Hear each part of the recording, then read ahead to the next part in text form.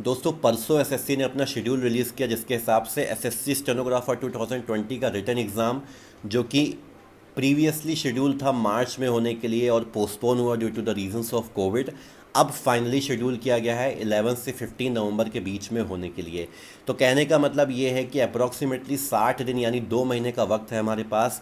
ये वही 60 दिन है जहाँ पे आपको अपनी पूरी प्रिपरेशन को एक बार फिर से रिवाइज़ करना है और साथ ही साथ अच्छे से अच्छे तरीके से उसको कल्मिनेट करना है सो दैट आप अच्छा स्कोर कर सकें इस एग्ज़ाम के प्री में। याद रखिए दोस्तों, आप सब लोगों को पता होगा, unlike other exams like SSC CGL या सीएचएसएल, एसएससी स्टेनोग्राफर के रिटन एग्ज़ाम में आपको सिर्फ एक मौका मिलता है अपनी अच्छी मेरिट बनाने का। सीजीएल सीएचएसएल में एक बात ये होती है कि अगर आपके प्री में मार्क्स कम है तो फिर आपको मेंस में एक और चांस मिलता है जहाँ पे आप रिटन में अच्छा स्कोर कर सकते हैं। But as far as SSC stenographer exam is concern, pre is the only exam जहाँ पे आप अपने मार्क्स अच्छे से अच्छे बना सकते हैं। तो this is the one and only time. Please अच्छा स्कोर करने की कोशिश करिए। हमें क्या ध्यान में रखना है, क्या नहीं रखना है इन 60 दिनों के समय में, वो सारी बातें हम आपको इस वीडियो में बताएंगे। हम लोग आपस में उन बातों को डिस्कस करेंगे। प्लीज़ एक एक पॉइंट को ध्यान से सुनिए। बहुत इंपॉर्टेंट वीडियो है, बहुत नेसेसरी वीडियो और बहुत रिक्वेस्टेड वीडियो है। गलतियां नहीं करनी हम लोगों को। जब हम बात करते हैं एसएससी स्टेनोग्राफर एग्ज़ाम की, मैंने खुद इस एग्ज़ाम को 3 बार दिया है जिसमें कि twice I was able to score above 160। इसीलिए मेरे हिसाब से इसमें जो अच्छा स्कोर होता है वो 160 प्लस ही होता है। ऑब्वियसली उसके ऊपर 165, 170, 175, 180 ला सकते हो आप depending on your capability and luck of course, लेकिन 160 प्लस एक सेफ स्कोर होता है, specially when you are aiming to have a grade C 4600 grade pay job. तो प्लीज़ इस वीडियो को ध्यान से देखिए और एक एक पॉइंट को ध्यान से सुनिए और समझने की कोशिश करिए। अगर हम लोग 160 प्लस एम कर रहे हैं दोस्तों तो बहुत इंपॉर्टेंट बन जाता है कि एक एक सब्जेक्ट में, यानी कि इसमें 3 सब्जेक्ट आते हैं। अगर हम बात करें इंग्लिश की, रीजनिंग की और जीएस आता है। जीएस में एक स्टैटिक जीके का पोर्शन होता है जिसमें कि हिस्ट्री से पॉलिटी, ज्योग्राफी और डिज़ास्टर मैनेजमेंट, इन सभी के क्वेश्चंस आते हैं। और उसके अलावा एक पार्ट होता है करंट अफेयर्स का। तो ये 3 सब्जेक्ट आते हैं basically, GS, reasoning and English. इन तीनों में जब हम अच्छा स्कोर करेंगे तब जाके कहीं हमारा 160 प्लस स्कोर बनेगा। अब एक आइडियल इमेजिनेशन के हिसाब से इन तीनों सब्जेक्ट्स में ये अच्छा स्कोर हो सकता है जो आपको आपकी स्क्रीन पे दिख रहा है। इंग्लिश में जब हम बात करते हैं तो इंग्लिश उतनी ज़्यादा टफ नहीं आती इस एग्ज़ाम की, इसीलिए हम लोग 90 प्लस स्कोर डेफिनेटली कर सकते हैं। एटलीस्ट 90 प्लस तो कर ही सकते हैं इसमें। फिर बात आ रही जब रीजनिंग की, तो रीजनिंग अभी तक क्या होता था, रीजनिंग में लोग 45 का टारगेट लेके चलते थे। But just because of the fact कि लास्ट ईयर जो एग्ज़ाम हुआ था उसमें रीजनिंग का लेवल थोड़ा सा हाई था, थोड़ा सा टाइम कंज्यूमिंग था और नेचर ऑफ क्वेश्चंस भी काफ़ी बड़े थे। तो इसलिए हम ये मान के चल रहे हैं कि 40 प्लस तो हमको स्कोर किसी भी हाल में करना ही है इसमें।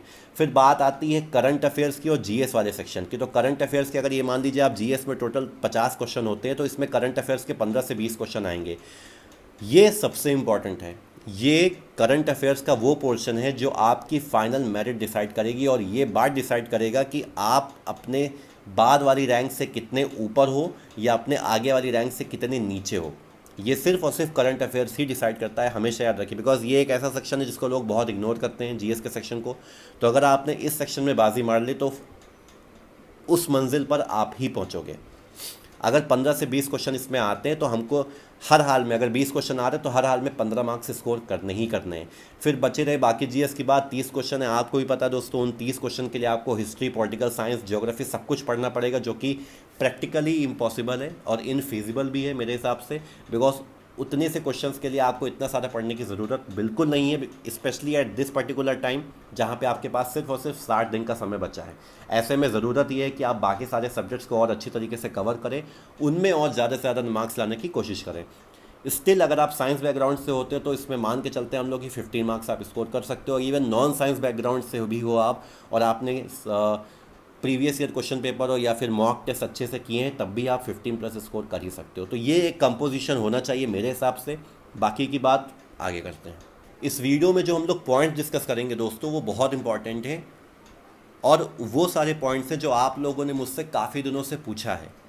आप पूछते रहते हो उस बारे में कि 2020 के रिटन एग्ज़ाम के लिए कुछ बताओ आप, करंट अफेयर्स कैसे करें वो मैं आपको इस वीडियो में बताऊंगा। कितने मंथ्स की करंट अफेयर्स आपको करनी है, कहाँ से शुरू करना है, कहाँ ख़त्म करना है, वो मैं आपको बताऊंगा। करंट अफेयर्स का सोर्स क्या होना चाहिए वो मैं आपको बताऊंगा। रीजनिंग के क्वेश्चन कैसे अटेंड करने हैं वो मैं आपको बताऊंगा। जो टाइम कंज्यूमिंग क्वेश्चन है उनको किस तरह से इवेड करना है, या अगर करना है तो उनको किस तरह अटेम्प्ट करना है वो मैं आपको बताऊँगा। इंग्लिश में 90+ स्कोर कैसे करने वो मैं आपको बताऊँगा। इडियम्स एंड फ्रेसेस कहाँ से कवर करने वो मैं आपको बताऊंगा। वन वर्ड सब्स्टिट्यूशन आता है या नहीं वो मैं आपको बताऊंगा। ग्रामर को कैसे इंप्रूव करना है या ग्रामर में ज़्यादा से ज़्यादा स्कोर कैसे कर सकते हैं वो मैं आपको बताऊंगा। और सबसे बड़ी बात, मॉक टेस्ट को कैसे करना है वो मैं आपको बताऊंगा। और मॉक टेस्ट की एनालिसिस कैसे की जाती है वो भी मैं आपको बताऊंगा। मॉक टेस्ट का सोर्स क्या होना चाहिए, कौन से मॉक टेस्ट करने चाहिए आपको, स्पीड टेस्ट कौन से करने चाहिए, ऑनलाइन करने हैं तो कौन से करने चाहिए, पेड करने चाहिए या नॉन पेड करने चाहिए, सारी बातें हम लोग इस वीडियो में डिस्कस करेंगे। और एक और सबसे इम्पॉर्टेंट बात, जो बच्चे एसएससी स्टेनोग्राफर 2019 के स्किल टेस्ट के लिए भी प्रिपेयर कर रहे हैं एंड साइमल्टेनियसली इस रिटन एग्ज़ाम के लिए प्रिपेयर कर रहे हैं, वो अपना टाइम मैनेजमेंट कैसे करें इस बारे में भी हम लोग बात करेंगे। तो एक एक करके सारे पॉइंट्स को शुरू करते हैं। दोस्तों सबसे पहला पॉइंट यही है कि अब आपको इन 60 दिनों का जब समय बचा है तो आपको कितना टाइम देना चाहिए अपनी पढ़ाई के ऊपर। Let us be very Frank with each other. अब वो समय है दोस्तों जब मैं आपसे कहूँगा कि आपको एटलीस्ट 6 to 7 आवर्स का time on a daily basis सिर्फ एसएससी स्टेनोग्राफर 2020 रिटन एग्जामिनेशन की प्रिपरेशन के लिए देना ही देना है। आपके पास और कोई ऑप्शन नहीं है। याद रखिए दोस्तों, एक नंबर में मेरिट बहुत दूर चली जाती है। एक नंबर से आपका सिलेक्शन भी रुक सकता है। एक नंबर से आप ग्रेड सी में आ रहे होगे तो ग्रेड डी में आ जाओगे। ग्रेड सी में भी 4200 मिलना, 4600 ग्रेड पे मिलना होगा तो हो सकता है 4200 मिल जाए। और ग्रेड सी में भी 4600 ग्रेड पे में भी अगर आपको हो सकता है मिनिस्ट्री ऑफ एक्सटर्नल अफेयर्स मिलनी थी तो कोई और डिपार्टमेंट मिल जाए। तो एक एक नंबर का इंपॉर्टेंस इतना ज़्यादा होता है, इसीलिए ये 2 महीने प्लीज़ आप अपने आप को समझाइए कि आपको किसी भी हाल में 7 से 8 घंटे डेली बेसिस पे देने ही देने हैं। नंबर 2 पॉइंट ये दोस्तों मैं आपको बताऊंगा जस्ट फॉर योर इन्फॉर्मेशन सेक, कि जो कोई भी आप रिसोर्सेज अभी तक फॉलो करते आए हैं, जो भी बुक आप अभी तक फॉलो करते आए हैं, प्लीज़ अब आप उनको चेंज मत करिए। मैं आपसे ये बिल्कुल नहीं कहूँगा कि आप अभी तक अगर एमबी पब्लिकेशन के प्रीवियस ईयर पेपर लगाते आए हैं तो अब आप कोई और शुरू करिए, बिल्कुल भी नहीं। आप जो करते आए हो वेल एंड गुड, आपने अच्छा किया है, आप उस चीज़ को करते रहो। कोई कुछ भी नया लेने की कोशिश मत करिए, ठीक है, because that will only add up to your confusion and nothing else. आप फिर परेशान होना शुरू हो जाओगे कि अभी तक जो हम करते हैं वो गलत है, मैंने कुछ बताया, किसी और ने कुछ बताया, नुकसान सिर्फ आपका होगा। आप जो भी अभी तक किए हैं वेल एंड गुड, सब कुछ ठीक है, अब से क्या करना है उस बारे में हम लोग आगे बात करेंगे। दोस्तों तीसरा इंपॉर्टेंट पॉइंट ये है, और एक्चुअली एक तरीके से सबसे इम्पॉर्टेंट पॉइंट ये है कि जब अब 60 दिन का समय बाकी रह जाता है, मैंने हमेशा से आपसे कहा है कि प्रीवियस ईयर क्वेश्चन पेपर को लगाइए, मॉक पेपर्स दीजिए। आप अभी तक भले ही ऑफलाइन करते आए हो पेपर, आप भले ही किसी पब्लिकेशन की किताब लेके प्रीवियस ईयर क्वेश्चन पेपर आप करते आए हो, कोई दिक्कत नहीं है, लेकिन अब से ये काम बंद कर दीजिए। अब आपको सिर्फ और सिर्फ स्पीड टेस्ट देने हैं। स्पीड टेस्ट का मतलब आपको अच्छे से पता होगा क्या होते हैं। स्पीड टेस्ट ऑनलाइन टेस्ट होते हैं जिसको हम लोग कंप्यूटर बेस्ड एग्जामिनेशन भी बोलते हैं, जो अल्टीमेटली आपको सेंटर पे जाके देना है। हमेशा से मैं कहता आया हूँ, एक बार फिर कहूँगा, अपनी प्रिपरेशन या अपनी अप्रोच को जितना ज़्यादा हो सके उतना ज़्यादा प्रोफेशनल बनाइए। प्रोफेशनल कहने का मतलब ये है कि जो सिनारियो या जो इन्वायरमेंट आपको एग्जामिनेशन हॉल में मिलेगा, please try your best to emulate that very scenario in your home itself. आप अपने घर में वही सिनारियो बना के उसी टाइमर के हिसाब से वही समय देखते हुए उसी प्रेशर में काम करने की कोशिश करिए जो आपको अल्टीमेटली वो एग्जामिनेशन हॉल में फेस करना है। Then only your marks will increase, then only it will increase in such a way that it will help you in the final exam. Okay, अब बात आती है कि कौन से स्पीड टेस्ट आपको करने हैं। देखिए, मैं 2 स्पीड टेस्ट का नाम लूँगा। रीज़न बिहाइंड इज़ कि मैं चाहता हूँ आपको अपनी प्रिपरेशन में थोड़ी सी डाइवर्सिटी मिले। अगर आप एक ही पब्लिकेशन या एक ही वेबसाइट पे स्पीड टेस्ट कंटिन्यूसली करेंगे तो you will get use to it. Okay, use to हो जाएंगे तो फिर आपको डाइवर्सिटी नहीं मिलेगी और हो सकता है कि कुछ अलग तरीके से क्वेश्चंस आएंगे तो आप थोड़े से कंफ्यूज हो जाओगे एग्जामिनेशन हॉल में। इसीलिए इट इज़ ऑलवेज बेटर, चूँकि मैंने खुद किया था, कम से कम 2 पब्लिकेशंस या 2 कंपनीज़ के स्पीड टेस्ट आप लगाइए। वो 2 कंपनी मेरे हिसाब से कौन सी होनी चाहिए? सबसे पहला तो बेस्ट स्पीड टेस्ट होते हैं टेक्स्ट बुक के। एक वेबसाइट है टेक्स्ट बुक, आप उसका लिंक देख पा रहे होंगे। अगर ये सारी बातें जो मैं आपसे बता रहा हूँ आपको डिस्क्रिप्शन पे मिलेंगी, मैंने डिटेल्ड वे में उन सबको लिखा है। आप प्लीज़ वहाँ डिस्क्रिप्शन पे जाके एक एक लिंक आपको मिलेगा, प्लीज़ सब्सक्राइब करिए इन सब चीज़ों को। अगर आपको पे भी करना पड़े यार, प्लीज़ पीछे मत हटो, don't be reluctant about it. This is the time, this is the high time. ये सारे जो छोटे मोटे खर्चे हो रहे हैं 10 दिन की सैलरी में सब रिकवर हो जाएगा आपका, ठीक है। तो ये सब बारे में ज़्यादा मत सोचिए आप। टेक्स्ट बुक का स्पीड टेस्ट ज़रूर लीजिए। उसका रीज़न ये हो, उसके दो रीज़न है। एक तो उनका क्वालिटी ऑफ पेपर बहुत अच्छा होता है और बहुत कॉम्प्रिहेंसिव होता है, लाइक इन द वे जो एसएससी अपने एग्जामिनेशन हॉल में देती है आपको। नंबर टू, कई बार क्या होता है आपको टॉपिक के हिसाब से क्वेश्चन चाहिए होते हैं लेकिन वो मिलते नहीं हैं। टेक्स्ट बुक की सबसे अच्छी बात ये है दोस्तों कि टॉपिक के हिसाब से क्वेश्चन देते हैं। कहने का मतलब ये है कि अगर इंग्लिश में आपको सिर्फ डायरेक्ट इनडायरेक्ट क्वेश्चन करने हो तो उसके लिए भी क्वेश्चन मिल जाएगा आपको। This is the best thing about text book. मैंने काफ़ी सारे सैम्पल पेपर्स यहाँ से किए थे। इवन मैं तो बताऊँ आपको, मैंने ग्रेड अप से भी किए थे, टेक्स्ट बुक से भी किए थे, महिंद्रा से भी किए थे, करियर पावर के क्वेश्चन भी किए थे। मैंने स्पीड टेस्ट तो बहुत सारे किए। आपके लिए मैं यही बताऊंगा कि टेक्स्ट बुक एक लीजिए। टेक्स्ट बुक में आपको आई थिंक पेड ही मिलेगा, ज़्यादातर पेड ही बेटर है इनका, तो प्लीज़ पे करके अगर लेना पड़े आपको फिर भी टेक्स्ट बुक के क्वेश्चंस लीजिए। और दूसरी बात ये है दोस्तों कि ग्रेड अप के क्वेश्चंस करिए आप, ग्रेड अप के मॉक पेपर्स करिए। ग्रेड अप के पेड भी है और फ्री भी है।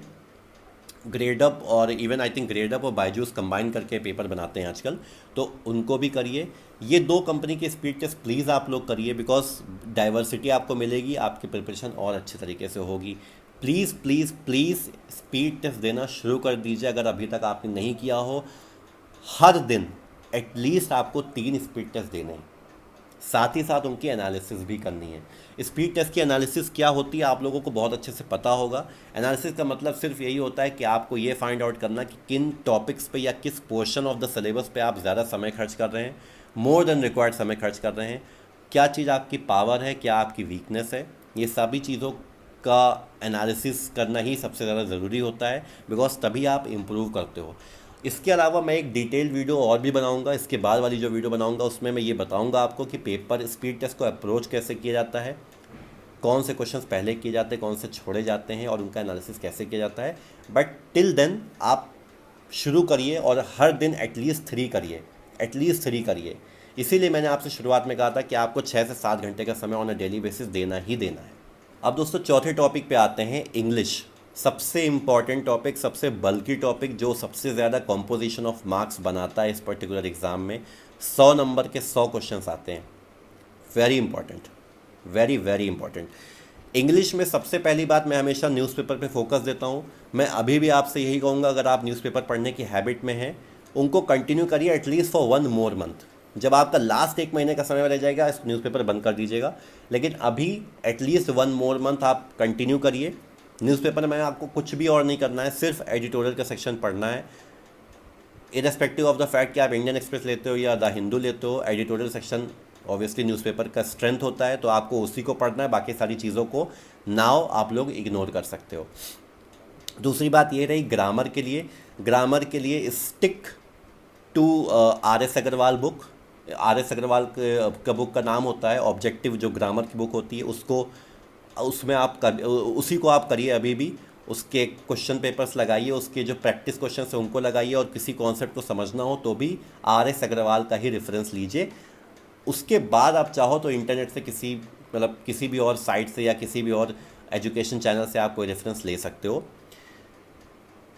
वोकैबलरी इंप्रूव करना बहुत इंपॉर्टेंट है दोस्तों। वोकैबलरी में सिनोनिम्स एंटोनिम्स की जो मैंने प्रैक्टिसेस बताई हैं आपको, प्लीज़ उसको फॉलो करिए आप। उसकी वीडियो का लिंक भी मैं आपको दूंगा। मैंने डिटेल वीडियो इस टॉपिक बनाया था कि कैसे आप अपनी वोकैबलरी को इम्प्रूव और इन्हांस कर सकते हो। बात रही इडियम्स एंड फ्रेजेस की, आपको पता है 1 वर्ड सब्स्टिट्यूशन तो आता नहीं है इसमें। इडियम्स एंड फ्रेजेस की बात रही तो इडियम्स एंड फ्रेजेस के लिए एक लिंक और मैं डिस्क्रिप्शन पे दूंगा, जिसमें 1997 ऑनवर्ड्स एसएससी में जितने भी इडियम्स एंड फ्रेजेस पूछे गए हैं सारे उसमें दिए गए हैं। आपको कुछ भी नहीं करना है, आपको सिर्फ रटना है उनको। आपको भी पता है इडियम्स को रटा ही जाता है और कुछ कर नहीं सकते आप। अगर आप वर्ड्स के लॉजिक पे जाओगे तो इडियम हमेशा गलत होगा, ठीक है। आपको सिर्फ और सिर्फ उनको रटना है और जितने ज़्यादा हो सके बिफोर द एग्ज़ाम उन सारे इडियम्स को याद कर लेने हैं, ठीक है। This is the only way regarding idioms and phrases. फिर उसके बाद बात आती है दोस्तों, मैंने अभी आपको बताया था कि टेक्स्ट बुक के मॉक ज़रूर दीजिए। इंग्लिश में टेक्स्ट बुक बहुत इम्प्रूव करेगा आपका। उसका रीज़न ये है क्योंकि आपको टॉपिक्स के हिसाब से क्वेश्चन मिलेंगे। When it comes to grammar, subject verb agreement, direct indirect, voices यानी एक्टिव एंड पैसिव वॉइस, ये तीन चीज़ और कंडीशनल सेंटेंस, ये तीन चार चीज़ें ऐसी होती हैं जो अप्रॉक्सीमेटली 40% ऑफ द मार्क्स बनाएंगे इंग्लिश में, और इन सब के रेस्पेक्टिव क्वेश्चंस आपको टेक्स्ट बुक साइट पे मिल जाएंगे। तो प्लीज़ उनको करना शुरू करिए। बाकी रीडिंग पोर्शन के लिए मैंने पहले भी कहा है कि जहाँ तक हो सके उतना रीड करने की कोशिश करिए। अच्छे एडिटोरियल, अच्छे आर्टिकल्स आप पढ़ेंगे तो आपको क्लोज टेस्ट सॉल्व करना आएगा, कॉम्प्रिहेंशन समझना आएगा, और साथ ही साथ जितना हो पाए कॉम्प्रिहेंशन की प्रैक्टिस भी करिए, क्लोज टेस्ट की प्रैक्टिस भी करिए। अगर आप MB पब्लिकेशन के प्रीवियस ईयर सेट अभी तक करते आए हैं तो करिए, अगर नहीं करते आए हो तो ये एक बुक है जो मैं आपको रिकमेंड करूँगा कि आप परचेज़ कर लीजिए। बिकॉज क्या होता है उसमें सिर्फ और सिर्फ इंग्लिश के ही क्वेश्चंस दिए हुए हैं, और आपको एक तरीके से आपके पास एक रिपोजिटरी हो जाती है इंग्लिश के क्वेश्चंस की। और SSC में MB पब्लिकेशंस, मतलब SSC में जो भी क्वेश्चन पूछे गए हैं वो सारे MB पब्लिकेशन में आपको मिलते हैं। तो कहीं ना कहीं you get a fair amount of idea कि SSC में किस तरह से क्वेश्चन पूछे जाते हैं। स्पेशली उन लोगों के लिए बहुत यूज़फुल होता है, those who are going to appear for the first time in this exam. दोस्तों, पाँचवा पॉइंट आता है general studies but without current affairs. कहने का मतलब ये है, जो मैंने आपको शुरुआत में बात बताई थी, 50 क्वेश्चन आते हैं, तो 50 क्वेश्चंस में आप ये मान के चलो कि लगभग 30 क्वेश्चन तो स्टैटिक जीके के रहेंगे जिसमें हिस्ट्री सिविक्स वगैरह से सब पूछा जाएगा, और 15 से 20 क्वेश्चन जो होंगे वो आपके करंट अफेयर्स बेस्ड होंगे। अब इसमें हम लोग उन 25 से 30 क्वेश्चन के बारे में बात करेंगे जो स्टैटिक जीके से आते हैं। देखिए दोस्तों, मैंने आपको पहले भी बताया है कि जब से TCS मैदान में उतरा है और उसने ये SSC के एग्ज़ाम्स को कंडक्ट कराने की रिस्पॉन्सिबिलिटी ली है, पेपर और क्वेश्चन का पैटर्न काफ़ी चेंज हुआ है। जो टॉपिक्स करंट अफेयर्स के होते हैं, ज़्यादातर उन्हीं का जो स्टैटिक पोर्शन होता है वो जीके में पूछा जाता है। हमको ऐसा लगता है कि जो स्टैटिक पोर्शन है वो कहीं और से पूछा गया है, उसका कोई रेलेवेंस नहीं है आज की डेट में, बट जब आप घर पे आके थोड़ा सा सोचते हो और पेपर की एनालिसिस करते हो, क्योंकि मैं काफ़ी करता हूँ ये, तो आपको फील होगा, आपको रियलाइज़ होगा कि ये पोर्शन जो आया था, ये जो क्वेश्चन आया था, कहीं ना कहीं उसका कोई ना कोई रेलेवेंस आज के समय में है। फॉर एग्ज़ाम्पल, पहले भी मैंने एग्जाम्पल दिया है कि सपोज़ करिए सबरीमाला टेम्पल का इशू है, ये बहुत ही बजिंग और हॉट टॉपिक था जीके का। तो आपसे हो सकता है कि पूछ लें कि सबरीमाला टेम्पल का डिज़ाइन क्या है। आपको पता होगा टेम्पल्स के अपने अपने आर्किटेक्चर होते हैं, नागरा स्टाइल होता है और 50 तरह के स्टाइल होते हैं। तो आपसे हो सकता है पूछ लें कि इस टेम्पल का क्या पर्टिकुलर स्टाइल है या इस स्टाइल की क्या खास बात है। तो आपको लगेगा ये सारा स्टैटिक पोर्शन जिसका आज के समय में कोई रेलेवेंस नहीं है, बट ऐसा है नहीं। ये स्टैटिक पोर्शन वो है जिसका एक रेलेवेंस डायनामिक पोर्शन में भी है। तो ये आपको बहुत अच्छे से समझना है। उसके अलावा देखिए, मैं आपसे एकदम ऑनेस्टली बताऊंगा कि अब मैं आपसे बिल्कुल नहीं कहूँगा कि आप मुग़ल पीरियड उठा के पढ़ना शुरू करिए, फिर मेडिवल शुरू करिए, फिर क्या कहते हैं मॉडर्न हिस्ट्री शुरू करिए। ऑब्वियसली जो इम्पॉर्टेंट पर्सनालिटीज़ हैं, जो उनके नाम याद रखिए, first prime minister, first lady ये, फर्स्ट लेडी वो, ये सब आप याद रख सकते हैं। हाईएस्ट, लोएस्ट या बिगेस्ट, ये सब कुछ याद रख सकते हैं दुनिया में क्या इंपॉर्टेंट है। उसके अलावा एक एक चैप्टर वाइज स्टडी करना इम्पॉसिबल है आपके समय में, जब सिर्फ 60 दिन का समय बचा था, उसका जो समय था वो निकल गया। ठीक है, तो खाली ये सब चीज़ें करिए आप इस पोर्शन ऑफ जीएस के लिए। जो मार्क्स आएंगे आपके वेल एंड गुड। अगर आप 15 भी ले आ रहे हैं 30 में, इट्स मैसिव। आप विश्वास करिए, इट इज़ मैसिव मार्क्स। अगर आप 30 में 15 मार्क्स भी ले आ रहे हो, it is a very good score. अब इसके बाद हम लोग बात करेंगे जीके यानी करंट अफेयर्स के पोर्शन की, जो कि जीएस में इंक्लूड होता है। दोस्तों, at least 60 to 20 questions will come from current affairs. Current affairs को करने का तरीका क्या होता है मैं आपसे बताता हूँ। उससे पहले भी आप लोग, जो सबसे ज़्यादा कॉमन क्वेश्चन है कि कितने मंथ्स का करंट अफेयर्स हमको करना है, देखिए मैं आपको एक बड़ी अच्छी बात बताता हूँ। लॉजिकली जब हम लोग बात करते हैं तो एक एकेडमिक ईयर का सिलेबस लिया जाता है किसी भी एग्ज़ाम में। ठीक है, आपको पता है जब आप 9th पूरा पढ़ते हो तो फिर अगले साल 9th का एग्ज़ाम देते हो तो 9th का सिलेबस आता है उसमें। सपोज़ करिए गवर्नमेंट ऑफ इंडिया भी इसी तरह काम करती है। गवर्नमेंट ऑफ इंडिया भी फाइनेंशियल ईयर के टर्म्स में काम करती है। तो अगर आप कोई 2020-21 का एग्ज़ाम दे रहे हो तो आपको ऑब्वियसली आपको पता होना चाहिए कि अगर मार्च में पेपर हो रहा है, यानी मार्च 2021 में पेपर हो रहा है, तो 2020 का एंटायर सिलेबस प्लस 1-2 महीने 2021 का सिलेबस आएगा एग्ज़ाम में। यहाँ पे प्रॉब्लम क्या हुई कि एग्ज़ाम पोस्टपोन हुआ। ठीक है, मार्च में एग्ज़ाम होना था, but due to this covid अब नवंबर में एग्ज़ाम होगा। तो unfortunately we are in the place जहाँ पे हमको अप्रॉक्सीमेटली 1.5 साल का करंट अफेयर्स पढ़ना पड़ेगा।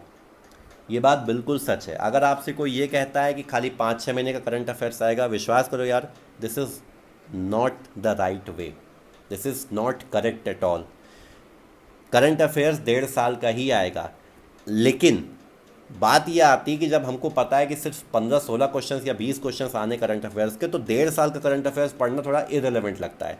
ऐसे में मैं आपको एक बात सजेस्ट करूँगा, प्रोमिनेंट इवेंट्स जो भी हुए हैं, प्रोमिनेंट अपॉइंटमेंट्स जो भी हुई हैं, प्रोमिनेंट अवार्ड्स जो दिए गए हैं, या प्रोमिनेंट प्लेसेस जो न्यूज़ में आई हैं, prominent volcanoes, prominent medals, gold medals, Nobel prizes, ये सारी चीज़ें आप प्लीज़ याद रखिए, बिकॉज ये सब ऐसी चीज़ें हैं जिसमें डायरेक्ट क्वेश्चन आते हैं। ठीक है, अभी ओलंपिक्स ख़त्म हुआ, आपको पता है India perform reasonably well as compare to इस प्रीवियस आउटिंग्स, तो इसके क्वेश्चंस बनने का चांस बहुत ज़्यादा है।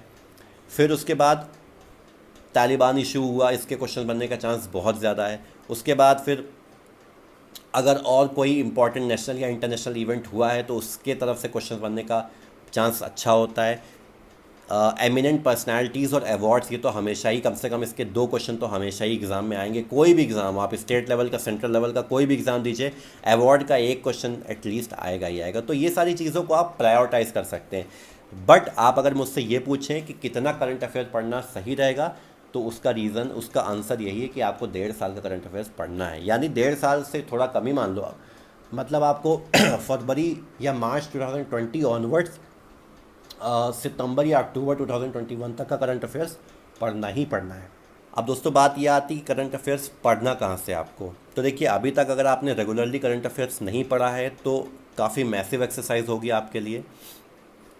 इसीलिए डे टू डे बेसिस से करंट अफेयर्स तो आप नहीं पढ़ सकते अब 60 दिनों में, वीकली करंट अफेयर्स आप पढ़ सकते हैं। ठीक है, एक साइट होती है, एक वेबसाइट है, उसका नाम है प्रैक्टिस मॉक करके, उसके करंट अफेयर्स काफ़ी अच्छे होते हैं, जो वीकली कैप्सूल देते हैं वो लोग, यानी वीकली करंट अफेयर्स का कंपाइलेशन जो देते हैं, उसको आप पढ़िए। उसका लिंक मैं डिस्क्रिप्शन में डालूंगा, आप वहाँ पे जाइए, और जो अब से जो करंट अफेयर्स आएगी वो तो पढ़िए ही पढ़िए ऑन अ वीकली बेसिस। उससे पहले का जितना भी करंट अफेयर्स हो पाए प्रायोरिटाइज करिए 2021 का करंट अफेयर्स। ठीक है, क्योंकि एग्ज़ाम पोस्टपोन हुआ है, पेपर को रीड्राफ्ट किया गया होगा, तो 2021 का करंट अफेयर्स, और 2021 काफ़ी इवेंटफुल ईयर भी हुआ है, तो 2021 का current affairs will be given priority over 2020 का करंट अफेयर्स। तो आप उस साइट को रीच करिए और एक एक करके कैप्सूल को जितना ज़्यादा हो पाए उतना ज़्यादा रिवाइज करने की कोशिश करिए, जहाँ तक हो पाए वहाँ तक रटने की कोशिश करिए। लेकिन अब से जो करंट अफेयर्स आएगा, यानी 1-2 महीने का जो है, उसको तो प्लीज़ पढ़िए ही पढ़िए। दोस्तों 7 नंबर पे पॉइंट आता है रीजनिंग का। रीजनिंग के ऊपर मैंने एक डिटेल वीडियो बनाई थी इससे पहले भी, उसमें मैंने अच्छे से बताया था कि रीजनिंग में 40+ स्कोर कैसे कर सकते हैं। उसका लिंक भी मैंने डिस्क्रिप्शन पे दिया, आप एक बार उसको देखिए। साथ ही साथ रीजनिंग के लिए मैं आपको एक बार फिर से बता दूं, सबसे इम्पॉर्टेंट और सबसे पाइवोटल सोर्स होता है वो आपके होते हैं मॉक टेस्ट। आप जितना ज़्यादा, क्योंकि देखिए रीजनिंग के जो क्वेश्चंस हैं ना वो लिमिटेड है, रीजनिंग के जो फंडामेंटल्स हैं वो भी लिमिटेड है, और रीजनिंग के जो पैटर्न ऑफ क्वेश्चंस हैं वो भी लिमिटेड है। यानी अगर ले दे के 15-20 टॉपिक है वर्बल और नॉन वर्बल रीजनिंग को मिला के, तो उन 15-20 टॉपिक्स में लगभग 40-50 तरीके के क्वेश्चन बनते हैं, और वही क्वेश्चन हर साल रिपीट होते हैं। द ओनली डिफरेंस इज़ कि उनका लेवल कैसा है। लेवल का मतलब वो कितने ज़्यादा डिफिकल्ट है या वो कितने ज़्यादा कैलकुलेटिव है, उसमें टाइम कितना ज़्यादा देना पड़ रहा है। 2009 की रीजनिंग कठिन नहीं थी, इट वॉज टाइम कंज्यूमिंग। अगर आप ध्यान से सोचो और ध्यान से 2019 के क्वेश्चन आपने देखे हो, उसको पता होगा कि 2019 क्वेश्चन कठिन नहीं थे, टाइम कंज्यूमिंग ज़्यादा थे। अब भाई जिसने प्रैक्टिस कर रखी है अच्छे से, जो ऑलरेडी इस चीज़ के लिए प्रिपेयर्ड है, उसने कर लिए होंगे, उसके नंबर भी अच्छे आए होंगे। लेकिन जो प्रिपेयर नहीं था, जिसको लगता था कि हमेशा की तरह ईजी आएगा रीजनिंग, वो नहीं कर पाया होगा। तो प्लीज़ आप अपने आप को मेंटली प्रिपेयर रखिए कि रीजनिंग के क्वेश्चंस टाइम कंज्यूमिंग ही आएंगे। तो वो 35 से 40 कॉन्सेप्ट जो हैं वो आपको तभी समझ में आएगा जब आप प्रीवियस ईयर क्वेश्चन पेपर लगाए होंगे। उसके अलावा वर्बल नॉन वर्बल रीजनिंग करके एक बुक आती है RS अग्रवाल की, सिर्फ और सिर्फ उसी को पढ़िए फॉर योर रेफरेंस, और कोई भी किताब मत पढ़िए। मैंने फिर कहा, मॉक्स जितने ज़्यादा दोगे आप, रीजनिंग उतनी ही ज़्यादा स्ट्रांग होगी। मॉक्स में अगर कोई टॉपिक आपको डिफिकल्ट लग रहा है तो उस पर्टिकुलर टॉपिक के लिए आप इंटरनेट को अप्रोच करो, हज़ारों वीडियोस आपको मिल जाएंगी जिसमें आपको बताया होगा कि उस टॉपिक को और ईजिली और आसान तरीके से कैसे करना है। तो प्लीज़ आप उसको रिफ़र करिए, लेकिन किताब RS अग्रवाल के अलावा और कोई किताब भी मत खरीदिए। और दोस्तों लास्ट और शायद सबसे इम्पॉर्टेंट एक और पॉइंट वो ये है कि जो लोग एसएससी स्टेनोग्राफर 2019 के स्किल की प्रिपरेशन कर रहे हैं वो कैसे मैनेज करें आप, क्योंकि भाई मैंने कहा आपसे कि आपको 6 से 7 घंटे देने पड़ेंगे, तो जब 6 से 7 घंटे आप इसी को दोगे तो फिर बाकी का समय तो बहुत मुश्किल हो जाएगा। देखिए फ्रैंकली स्पीकिंग 2019 में वैकेंसीज बहुत कम थी, ठीक है। अगर आप जनरल एंड ओबीसी कैटेगरी को बिलोंग करते हैं और आपके मार्क्स 145 से ऊपर हैं, only then I will advise you to prepare seriously for your upcoming skill test, otherwise मत करिए। मैं ये नहीं कह रहा छोड़ दीजिए प्रिपरेशन, छोड़िए मत, प्रिपरेशन करिए, अच्छे से करिए, स्किल टेस्ट देने भी जाइए, लेकिन इसको फाइनल मान के मत करिए, क्योंकि चांसेस आर देयर कि इन the final merit list you will be get rejected. Instead what you can do is to focus in a better way in the upcoming written exam of 2020 batch. इसमें हर हाल में 145 को आप 160 plus में convert करने की कोशिश करिए, सो डैट आगे चल के आपको ये रिग्रेट ना रह जाए कि और मार्क्स आते तो शायद मुझे ग्रेड डी या ग्रेड सी मिल जाता। इस बार वही मार्क्स आपको लेके आने हैं, क्योंकि ये वाला आपके लिए लेसन हो गया। 2020 में दोस्तों वैकेंसीज़ बहुत अच्छी हैं, एंड आप मान के चलिए, मैं आपको अपने एश्योरेंस से बोल रहा हूँ, वैकेंसीज़ बढ़ेंगी। और तो this is a golden opportunity, a golden chance. हर बार इतनी वैकेंसीज़ नहीं आती हैं। ग्रेड सी की वैकेंसीज़ भी अच्छी खासी आई हैं, एक्सटर्नल अफेयर्स में भी वैकेंसीज़ अच्छी खासी आई हैं। This is the high time, please उसको पढ़िए। जो सारे टॉपिक्स, जो सारे पॉइंट्स जो मैंने आपको इस वीडियो में बताए, मैंने एक एक को एकदम डिटेल्ड वे में डिस्क्रिप्शन में लिखा है। प्लीज़ एक बार डिस्क्रिप्शन खोल के आप सारे पॉइंट्स को पढ़िएगा। जो लिंक्स दिए मैंने उनको अप्रोच करिएगा, उनसे जो भी कंटेंट है आप डाउनलोड करिएगा या सब्सक्राइब करिएगा। टेक्स्ट बुक का करंट मॉक टेस्ट ज़रूर दीजिए, वन ऑफ द बेस्ट होता है। साथ ही साथ ग्रेड अप्स के भी दीजिए। अगर आपको पे करना पड़े तो प्लीज़ पे करिए उसके लिए। Let it be the final attempt of yours, let it be the attempt जहाँ पे आप 165 प्लस स्कोर करें, और हर हाल में नई ग्रेड डी में नहीं, ग्रेड सी में सिलेक्शन लें, वो भी 4600 ग्रेड पे सिलेक्शन लें। All the best to you. आगे आने वाली वीडियोज़ में फिर से मिलेंगे। Take care.